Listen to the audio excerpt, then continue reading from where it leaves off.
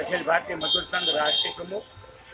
આજે 11 તારીખે અમે કલેક્ટર સાહેબને રજૂઆત કરવા આવ્યા હતા કે રેનાસમાં જે પણ ત્યાં મજૂરી કરે છે 10-10, 12 વર્ષથી એમને ઓવરટાઈમ બાબતે તકલીફ છે।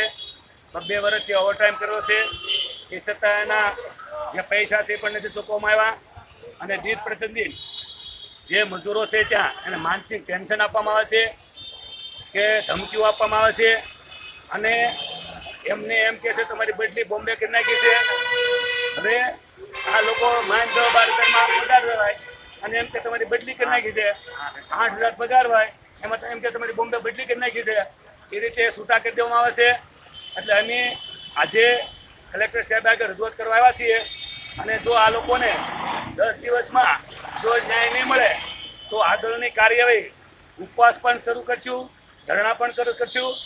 આ સંગઠન સાથે કલ અમારા યુવા સંગઠન, ઓબીસી ક્રાંતિ સેના અને રાષ્ટ્રીય ક્રાંતિ સેના પ્રમુખ અધ્યક્ષ તમામ સંગઠનો આ લોકોને અમને મદદ કરવાના છે। જય ભારત, જય સંવિધાન। મજૂર સંઘ जिंदाबाद, મજૂર સંઘ जिंदाबाद, મજૂર સંઘ जिंदाबाद।